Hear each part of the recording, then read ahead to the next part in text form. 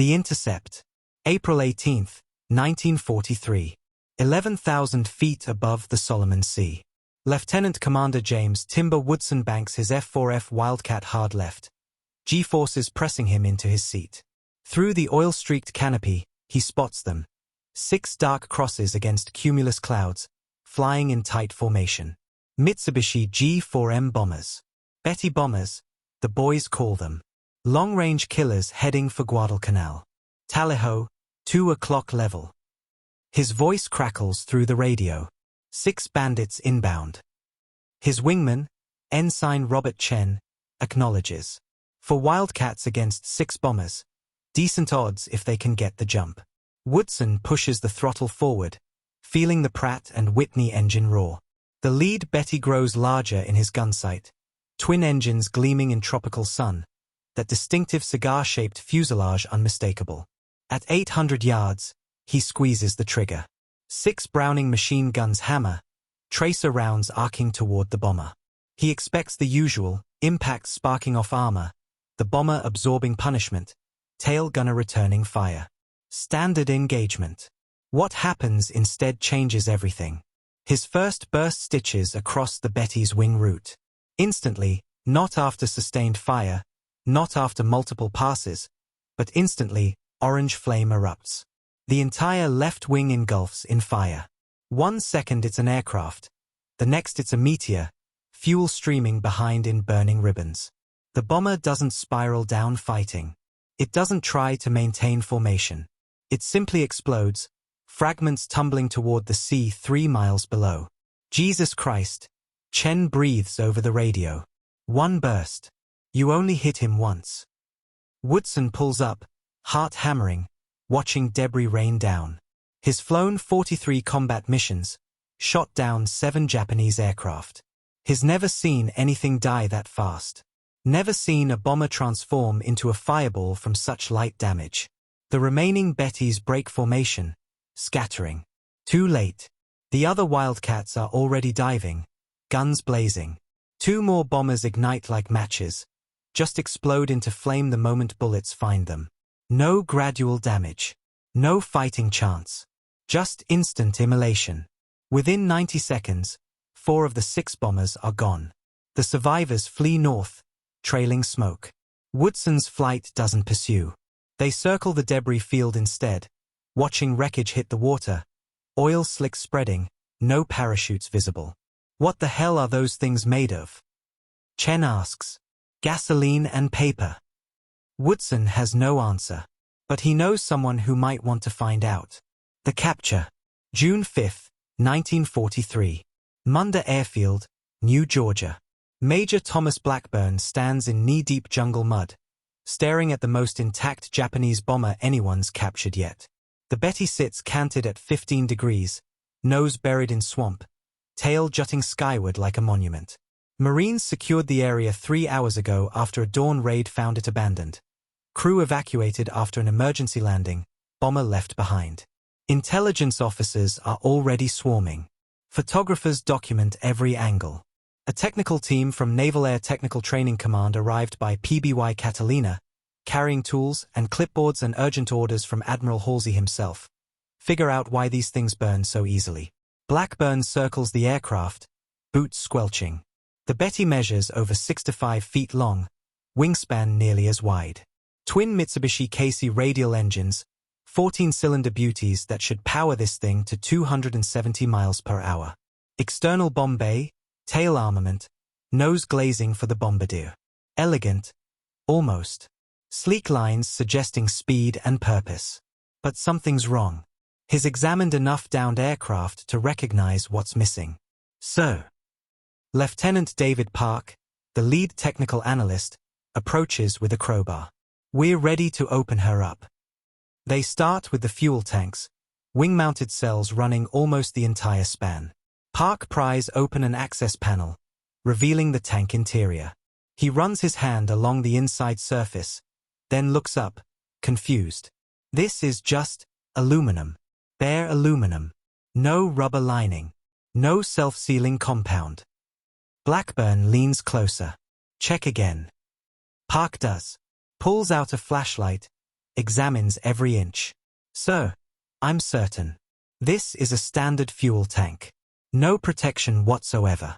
One bullet hole and fuel pours out freely. Every tank." "We'll check. But..." Park moves to the next panel, pries it open. Same result. The third tank. The fourth. By the time they've examined all the wing tanks, the pattern's undeniable. Nearly 1,100 gallons of aviation fuel stored in unprotected aluminum shells. But it gets worse. Blackburn climbs inside through the rear hatch, Park following with a flashlight. The fuselage interior smells of oil, sweat, and something sweet he can't identify. He runs his hand along the inner wall, expecting to feel the familiar thickness of armor plate. Instead, his fingers trace bare metal, thin, almost flimsy. He taps it. The sound echoes hollow.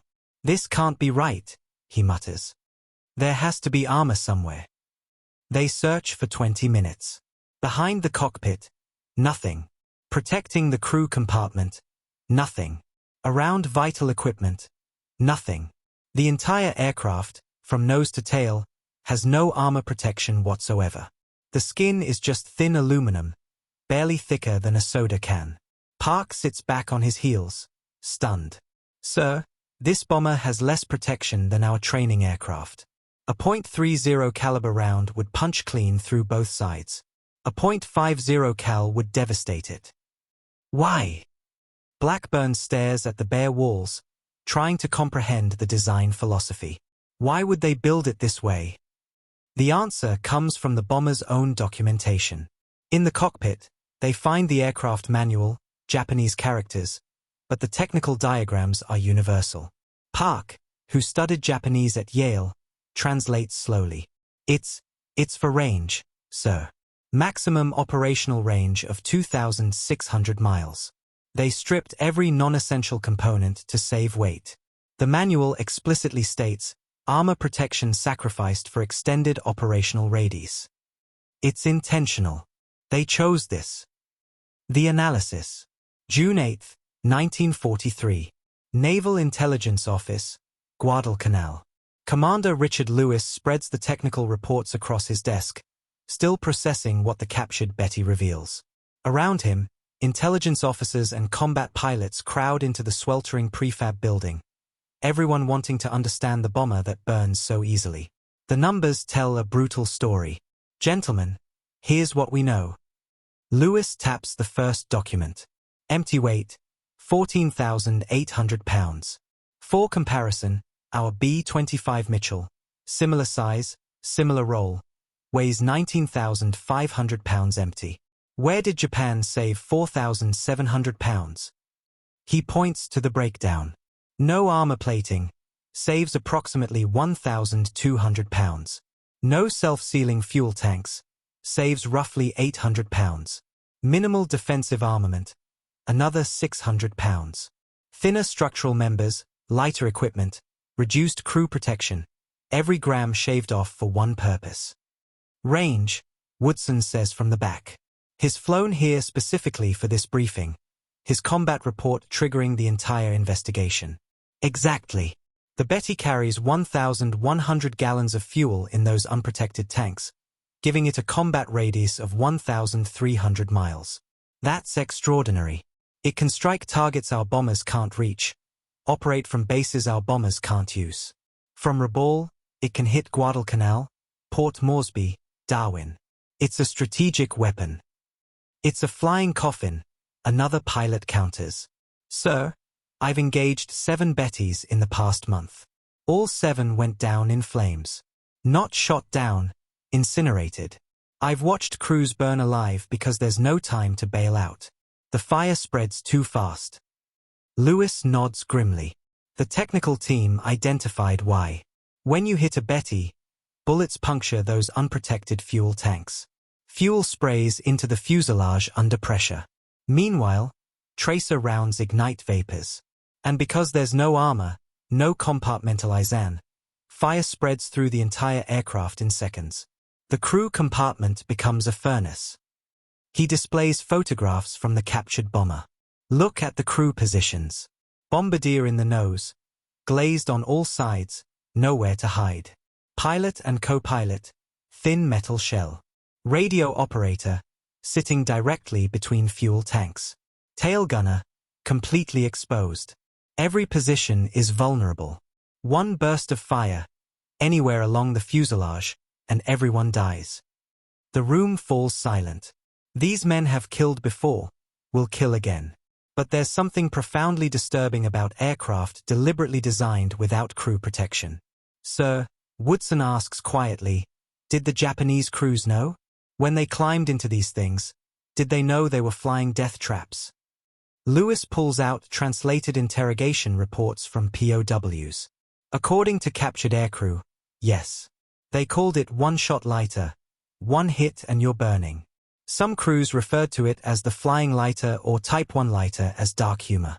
They knew exactly what they were flying. And they flew anyway. They flew anyway. Mission after mission, knowing every sortie might end in fire. The psychological toll must have been enormous. The philosophy. June 12, 1943. Advanced Intelligence Briefing. Captain William Reynolds, Naval Intelligence, pre-war attaché in Tokyo, fluent Japanese speaker, provides context the captured bomber alone cannot. His studied Japanese military philosophy for years, and the Betty's design suddenly makes terrible sense.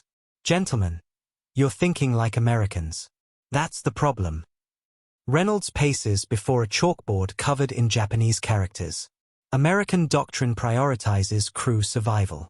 We install armor, self-sealing tanks, multiple defensive guns. Why? Because a trained aircrew represents massive investment. Years of training, experience, skill. We bring them home alive, they fly again. Simple economics. He writes on the board, Kokutai, Air Group. Japanese doctrine operates differently. The focus isn't individual survival, it's mission success. The Kokutai concept emphasizes the collective over the individual. The Betty embodies this philosophy perfectly. Maximum range means maximum strategic flexibility. Reaching targets others cannot reach means winning the war. Crew survival is secondary to mission accomplishment. A pilot interrupts. That's insane. Dead crews don't win wars. Don't they? Reynolds turns, challenging. Consider this. At the war's start, Betty bombers struck Allied positions across the Pacific. They attacked from ranges we thought impossible. They appeared over targets hundreds of miles from known Japanese bases. Their reach created strategic surprise, forced us to defend everywhere simultaneously. That range advantage, bought with crew vulnerability, achieved real military results.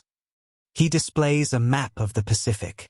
The Betty's operational radius allowed Japan to dominate an area spanning 4,000 miles. No Allied bomber matched that capability in 1942. The strategic advantage was undeniable. Until we figured out they explode when you look at them hard, someone mutters.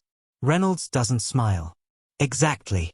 The design worked brilliantly when Japan held air superiority. Betty formations with fighter escort could strike with impunity. But once we contested the skies, once Wildcats and P-38s started intercepting, he trails off, letting the implication hang. Woodson leans forward. The same design that gave them reach made them defenseless. Worse than defenseless. Suicidal. The unprotected fuel tanks that enabled long range became instant death sentences in combat. Japanese designers bet everything on not getting hit. When that assumption failed, the consequences were catastrophic. Reynolds pulls out casualty statistics, numbers acquired from decoded Japanese communications. Conservative estimates suggest Betty units suffered 70% loss rates during contested operations. 70%. Crews were being slaughtered. And because training replacement aircrew takes years, Japan's bomber force hemorrhaged experience faster than it could regenerate. The room processes this. An entire aircraft design philosophy, initially brilliant, transformed into mass suicide by changing battlefield conditions. Here's what troubles me most, Reynolds continues. Japanese engineers recognized the flaw. After Pearl Harbor, there were proposals to retrofit armor protection, to install self-sealing tanks. The modifications were designed, tested, ready for implementation. What happened? They would reduce range by 400 miles. High Command rejected the modifications. They chose range over survival, even knowing the casualties. He pauses, choosing words carefully. That tells you everything about Japanese military culture in this war. The mission matters. The Emperor's will matters. Individual lives, even trained, valuable aircrew, are expendable. The Hunter's Advantage. June 20th, 1943. Fighter Squadron Briefing. The captured Betty's secrets disseminate rapidly through American fighter units. Pilots study the vulnerability charts, learning exactly where to aim for maximum effect. What was mysterious becomes mechanical. What seemed lucky becomes systematic. Squadron leader Martin "Doc" Henderson briefs his Corsair pilots using detailed Betty diagrams. Red zones mark critical vulnerabilities: fuel tank locations, unarmored crew positions, structural weak points. Gentlemen, forget what you know about bomber attacks. Standard doctrine says go for engines, right? Knock out propulsion, the bomber can't escape. But with Betty's, you're wasting ammunition. He taps the wing diagram. Hit the wing route. That's where fuel lines run between tanks and engines. Unprotected aluminum, fuel under pressure, usually some vapor. Your tracers hit there, the whole wing ignites. Not might ignite, will ignite. Ensign Paul Martinez raises his hand. Sir, what about deflection shooting? Coming in from angles? Even better. Betty's fuselage is a tube of unarmored aluminum wrapped around fuel tanks. You can shoot through one side and out the other. Come in at 30 degrees off-axis. You'll puncture multiple compartments with a single burst. If even one bullet hits a fuel tank, you win. Henderson displays gun camera footage from recent engagements. Grainy black and white film showing Betty's exploding under fire. Frame by frame, he demonstrates the kill sequence. Impact. Spark. Flame. Fireball. Total elapsed time, 1.2 seconds on average. See that? This isn't prolonged combat. This is execution. The Betty's design makes it nearly impossible to survive hits. Japanese crews flying these things are dead the moment they encounter interceptors. He switches to another diagram, this one showing defensive fire arcs. Their armament is equally inadequate. One 20mm cannon in the tail, for 7.7mm machine guns in various positions. For comparison, our B-17 carries 13.50 caliber guns. The Betty can barely defend itself, and the guns it has are positioned to protect a bomber that shouldn't be getting hit in the first place. Because it should be out of range, someone realizes. Exactly. The whole design assumes operational conditions that no longer exist. Japan lost air superiority. Now they're sending bombers designed for uncontested strikes into fighter-heavy environments. It's murder. The briefing continues with tactical recommendations, optimal attack angles, ammunition loads, formation tactics. But the underlying message is clear: encountering a Betty isn't combat. It's target practice. Martinez lingers after dismissal. Sir, doesn't it bother you? How easy it is. Henderson considers the question. You mean, does it feel like shooting sitting ducks? Yes, sir. It did. The first few times. Henderson stares at the Betty diagram. Then I watched one explode with 7 men inside. Watched it burn all the way down, 3 miles to the ocean. Thought about those men, knowing they're dying, unable to escape, just burning. And I remembered, they chose to attack us. They chose this war. The fact their command sent them in flying death traps? That's their tragedy, not our guilt. We didn't design the Betty. We just learned to kill it. The Raid. August 7th, 1943. 14,000 feet above New Georgia. 24 Betty bombers approach in perfect formation. 3 Chutai of 8 aircraft each. Bomb bays loaded for a strike on American positions at Vella La Vella. They're met by 16 Corsairs from VMF 214, Pappy Boyington's Black Sheep Squadron, vectored into position by coast watchers. What follows isn't a battle. It's a slaughter. Boyington leads his division in from the sun, diving through scattered clouds. He picks the lead Betty, centers it in his gun sight, fires a 2-second burst from 400 yards. 6.50 caliber machine guns pour rounds into the bomber's wing root. Flame erupts immediately. The Betty rolls inverted, shedding burning fuel, and plummets. Elapsed time from first contact to destruction, 4 seconds. His wingmen engage the formation. Second Betty, 3-second burst, engulfed in fire. Third Betty, tries to evade, disintegrates when rounds penetrate the bomb bay. Fourth Betty, returns fire with tail gun, explodes so violently the shockwave rocks nearby aircraft. The Japanese formation doesn't break cleanly. They scatter in panic, individual bombers diving, climbing, turning desperately. It makes them easier targets. Corsairs methodically work through them like wolves through sheep, each attack ending the same way. Short burst, immediate fire, bomber falling. In 6 minutes, 19 of 24 bombers are destroyed. The remaining 5 flee north, trailing smoke, jettisoning bombs into empty ocean. Only 2 make it back to base.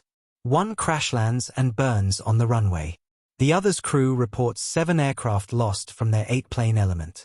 Boyington's squadron doesn't lose a single plane. Ammunition expenditure averages 43 rounds per kill, barely 2 seconds of fire per bomber. The disparity is so extreme it borders on the surreal. Back at base, maintenance crews examine gun cameras. The footage shows Betty after Betty simply exploding under minimal fire. 1 bomber, captured on Ensign Chris McGee's camera, dies from a single bullet. 1. The round penetrates the fuselage, strikes a fuel tank, ignites vapors. The fireball consumes the entire aircraft in 0.8 seconds. McGee watches the footage, disturbed. That's someone's son. Someone's brother. 7 someones, actually. Just gone. Because their aircraft has no protection. The intelligence officer logging the kill nods. Makes you wonder what they thought, climbing into those things every morning, knowing the odds. Makes me wonder why they kept flying them, McGee says. After the first dozen squadrons burned, why didn't someone in Tokyo say stop, this isn't working, redesign the aircraft? No one has a good answer. The Bettys keep flying. And dying. Mission after mission, the same pattern repeats. Formations encounter interceptors, bombers ignite, crews perish. The design that promised strategic reach delivers strategic catastrophe.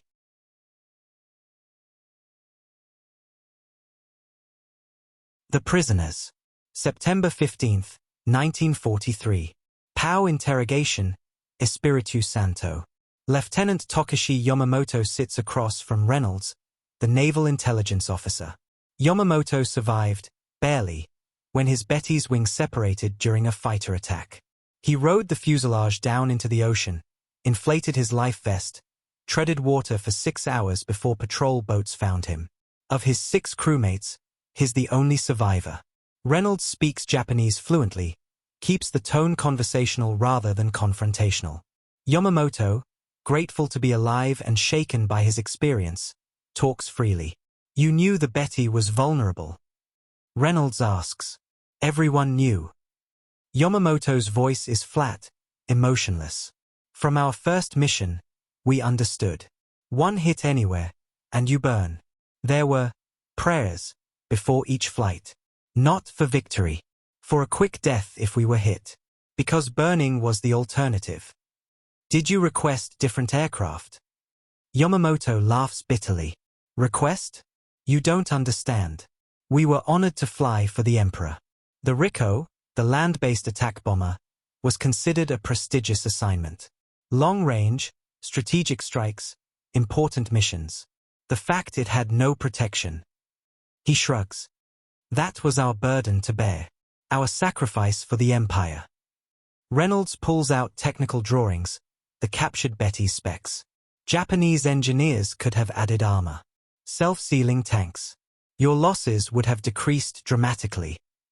At the cost of range, Yamamoto counters. And range was everything. Without range, we couldn't reach your bases. Couldn't strike your supply lines. couldn't support our advance. Command believed, we believed, that reach mattered more than survival. Better to die accomplishing the mission than to live and fail. Did that belief change? After watching squadron after squadron burn, Yamamoto stares at his hands. Burns scar his left arm.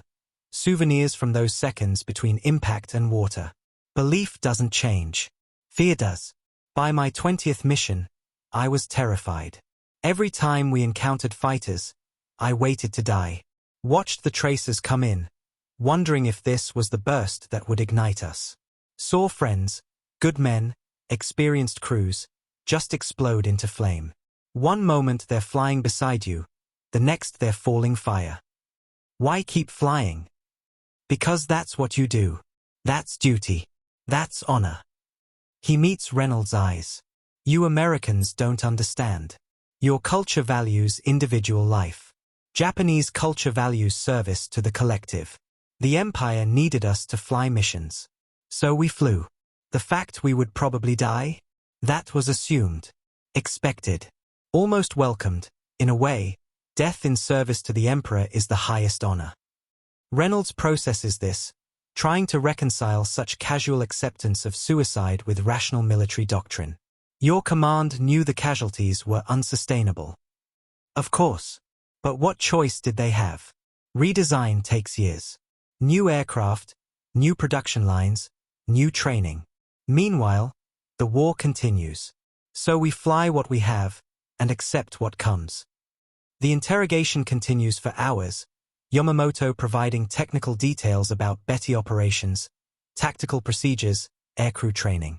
But the conversation keeps returning to the central question. Why accept such catastrophic vulnerability? The answer, Reynolds realizes, isn't technical or tactical. It's cultural. A fundamental difference in how two nations value human life versus strategic objectives. America builds armor and self-sealing tanks because American culture rejects unnecessary sacrifice. Japan removes armor and protection because Japanese culture embraces necessary sacrifice. The Betty bomber isn't just bad design. It's ideology made manifest. Steel and aluminum shaped by a philosophy willing to spend lives like ammunition. The modification that never was. October 1943. Captured Japanese documents. Allied intelligence acquires engineering documents from Mitsubishi, prototypes, design studies, modification proposals. Among them, comprehensive redesigns to address the Betty's fatal flaws. The G4M2 variant proposed adding self-sealing fuel tanks, crew armor, enhanced defensive armament. Engineers calculated it would reduce losses by approximately 60%. Range would decrease by 380 miles, still sufficient for most strategic targets, but requiring different basing strategies. The proposal reached Navy General Staff in late 1942, after casualty reports made the situation undeniable. Senior officers studied the modifications, debated implementation, weighed costs versus benefits. They rejected it. The reasoning, preserved in captured meeting minutes, the RICO's primary value is operational reach. Reducing range negates its strategic purpose. Aircrew attrition, while regrettable, remains acceptable given the alternative of reduced operational flexibility. Translation: we'd rather lose crews than lose range. Limited G4M2 models were eventually produced. Too few, too late. Most Betty bombers flying in 1943 remained the original, unprotected variant. Crews continued dying in their dozens, watching friends burn, knowing their commanders chose range over their survival. A separate document, Intelligence Analysis from Japanese Navy, acknowledged the situation plainly. Current loss rates project complete attrition of trained RICO crews within 14 months. Replacement training cannot match casualties. RICO force effectiveness declining irreversibly. They knew, understood the Betty was killing their airmen faster than they could replace them, and chose to continue operations anyway, because the strategic calculation demanded it. The final missions. April 1944. The Philippine Sea. By mid-1944, Betty bomber units are shadows of their former strength. Veteran crews, the men who flew the early war's successful strikes, are mostly dead. Replacements arrive with minimal training, climb into the same unprotected aircraft, face the same interceptors. The mathematics have become grotesque. A typical Betty Chutai squadron of 24 aircraft might lose 18 bombers on a single mission. The survivors return, report losses, rest one day, and fly again, usually with replacement aircraft and hastily assembled crews. Average lifespan of a Betty crew in contested airspace, 4.3 missions. American fighter pilots barely consider them threats anymore. Shooting down Bettys is routine, almost boring. Point, shoot, watch it burn. Gun camera footage from this period shows fighters engaging bombers with casual efficiency, often breaking off after confirming ignition rather than wasting ammunition ensuring destruction. Why bother? The Betty will be dead in seconds regardless. Yet they keep flying. Orders continue. Missions launch. Crews board their bombers knowing the odds, knowing the design that's killing them hasn't changed, knowing that command values their reach more than their survival. Some missions accomplish objectives, bombs hit targets, damage is inflicted. But the cost-benefit ratio has inverted catastrophically. Japan loses 50 bombers to destroy one Allied ship. Loses 100 aircrew to damage one airfield. The Betty's vulnerability, acceptable when Japan dominated the skies, becomes existential crisis when air superiority reverses. The Reckoning. May 1945. Post-mission analysis. The numbers, compiled after years of combat, tell the story without embellishment. Mitsubishi produced approximately 2,400 G4M Betty bombers. An estimated 1,800, 75%, were destroyed in combat. Of those, approximately 85% burned after being hit, usually killing the entire crew. Crew survival rate when the Betty caught fire, less than 5%. Total Japanese aircrew killed in Bettys, estimated 9,000 to 11,000 men. Pilots, navigators, bombardiers, gunners, radio operators, all incinerated by a design decision made years earlier in pursuit of strategic range. For comparison, American B-17 flying fortresses, heavily armored with self-sealing tanks, suffered roughly 33% combat losses. Crew survival from damaged B-17s, approximately 40%. The armor and protection Japan removed to gain range gave American crews a fivefold better chance of surviving combat damage. The strategic reach Japan's designers prioritized became increasingly meaningless as Allied forces advanced. By 1945, Betty bombers that could theoretically fly 2,600 miles operated from bases so threatened they barely conducted missions beyond a few hundred miles. The range that cost thousands of lives delivered diminishing returns as the war turned against Japan. The American Perspective. June 1945. Naval Aviation Historical Review. Commander Lewis, now promoted and assigned to document lessons learned, writes the official assessment of the Betty bomber phenomenon. His report circulates through naval aviation as a cautionary tale about design philosophy and strategic priorities. Key excerpt: the Mitsubishi G4M represents a fundamental divergence in design philosophy between Japanese and American doctrine. Where American engineers balanced performance, protection, and survivability, Japanese designers maximized performance at complete expense of protection. The result: an aircraft that performed brilliantly under ideal conditions but became suicidal under combat conditions. The psychological impact on surviving Japanese aircrew cannot be understated. Interrogations reveal near-universal awareness of the Betty's fatal vulnerability, yet crews continued flying due to cultural conditioning prioritizing duty over survival. This created a casualty spiral. Experienced crews died rapidly, replacements received abbreviated training, inexperience led to tactical errors increasing vulnerability further. Recommendation: U.S. doctrine must continue prioritizing crew survival. The temptation to reduce weight by removing protection is understandable given performance benefits, but the Betty's example demonstrates that survivability cannot be sacrificed for marginal performance gains. A crew that survives to fly again represents more combat value than any single mission's performance improvement. The Betty bomber succeeded at its design objective, extended range. It failed at the unstated but critical requirement of any military system, keeping its operators alive long enough to matter.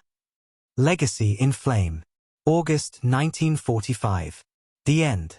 When Japan surrenders, fewer than 50 operational Betty bombers remain in service. The rest, nearly 2,400 aircraft, are gone. Shot down, burned, crashed, destroyed. Most took their crews with them, men who climbed aboard knowing each flight might be their last, accepting that probability as duty. In the years after, aviation historians study the Betty as a cautionary tale. Engineering students examine its design, learning the consequences of single-minded optimization. Military planners use it to demonstrate why balanced design matters, why human factors cannot be ignored, why the temptation to sacrifice protection for performance leads to catastrophic results. The captured Betty at Munda Airfield, the one that revealed the design's fatal flaws, eventually ships to the United States for detailed study. Engineers photograph every component, document every decision, trace the logic that prioritized range over survival. The aircraft becomes a teaching tool, a preserved example of what happens when engineering excellence serves flawed strategic assumptions. But no display, no report, no analysis can resurrect the thousands of Japanese airmen who burned inside Bettys. Their sacrifice, compelled by duty, enabled by design, sustained by doctrine, accomplished diminishing strategic objectives at mounting human cost. The bomber that promised to extend Japan's reach instead became a furnace, consuming lives in pursuit of a range advantage that couldn't overcome fundamental vulnerability. American pilots who fought the Betty remember it with mixed feelings. Pride in their kill ratios mingles with discomfort at how easy those kills were, how helpless the Japanese crews proved once intercepted. Victory, yes. But victory over an enemy whose own equipment betrayed them as thoroughly as enemy fighters did. The Betty's nickname persisted, one shot lighter. One hit, one fire, one dead crew. The design that enabled strategic bombing became synonymous with strategic suicide, a cautionary tale written in smoke and flame across Pacific skies, paid for with lives that could have been saved by simply adding the armor that American doctrine insisted upon. In the end, the Betty bomber's legacy isn't its impressive range or its early war successes. It's the grim lesson it taught about the cost of valuing mission over men, performance over protection, strategic theory over human survival. A lesson written in the deaths of thousands, illuminated by the flames that consumed them, preserved in the burned wreckage scattered across 1,000 miles of ocean.